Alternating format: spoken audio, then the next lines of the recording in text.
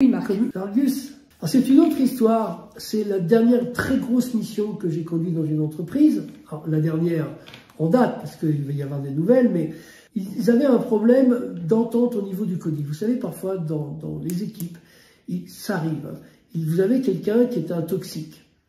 Il est toxique parce qu'il a la considération qu'il ferait mieux que le boss. Et il passe son temps à critiquer le boss, un petit peu d'une façon cachée ou ouverte. Et au bout d'un certain temps, ça crée un clivage dans l'entreprise, comme lors d'élections, et on se bat à dénigrer les autres. Et le DG de l'époque est un type remarquable qui a aidé l'Argus à faire le virage digital.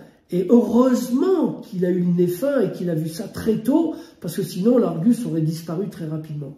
Donc ce DG était très embêté avec cette situation parce que ça dégradait les ambiances, ça créait du conflit permanent, ça créait rien n'avançait, etc. Où les choses avaient du mal à avancer. Vous savez, quand vous avancez avec quelqu'un qui met sur le frein, on dépense beaucoup d'énergie inutilement. Et cette énergie, c'est le plaisir, hein, c'est le plaisir de fonctionner. Donc j'ai appliqué un protocole de gestion de conflits qui est très simple, c'est qu'on ne dit pas aux gens ce qu'ils doivent penser, on leur donne des informations sur les phénomènes qui conduisent au conflit, et quand ils comprennent, eh bien, chacun rebalaye devant sa porte. Quand quelqu'un reprend responsabilité un tant soit peu, et qui prend conscience qu'il est partie du problème et qu'il peut faire quelque chose sur une partie du problème, eh bien, vous avez un niveau de responsabilité qui augmente. Et il n'y a pas grand-chose qui résiste à des gens qui reprennent responsabilité. Donc, on a appliqué ce protocole-là, et à la fin, eh bien, tout le monde était très très content, et très surpris que ça soit possible. Le DG et la présidente font un témoignage en expliquant à la fin qu'ils n'y croyaient pas. Vu l'état de délabrement, ils ne pensaient pas que c'était possible de restaurer chez les gens le désir de fonctionner ensemble. Et ça a été très intéressant parce que ça arrive tout le temps. Hein. On fait une mission, et puis quand les gens sont contents, ils se disent c'est dommage de laisser partir ce gars-là, il sait faire des trucs. Et donc le DG me dit, si tu étais sur Paris, moi j'ai du boulot pour toi. Et on avait anticipé avec Daniel, effectivement j'ai travaillé pendant 2 ans pour eux.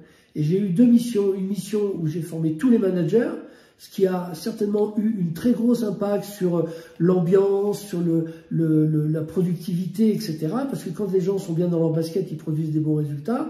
Donc améliorer l'ambiance, c'est aussi améliorer les résultats. Et puis on m'a confié une division commerciale donc il y a un directeur commercial, un chef des ventes et des vendeurs. Et on m'a dit, bah écoute, accompagne-les. Et j'ai retrouvé là quelqu'un pour qui j'avais bossé dans une autre entreprise. Et donc on s'est très bien entendu. Et petit à petit, on a beaucoup fait de formation, de training, de coaching, etc. Et également, on a agi sur le recrutement. Le turnover, il était de 70% quand même. Hein. Donc c'est énorme d'embaucher des gens et on ne les garde pas 1 an, quoi. Et donc on a analysé la situation, nous on a une grosse expérience dans le recrutement et donc on a développé un modèle complètement original de recrutement et on a recruté des gens, pas ceux qu'ils auraient recrutés selon leurs critères, mais ceux dont on avait besoin pour avoir du résultat. Et on a doublé le chiffre d'affaires en 2 ans. On a d'ailleurs le témoignage du directeur commercial et ça dure 1 minute, on va vous le mettre dessous.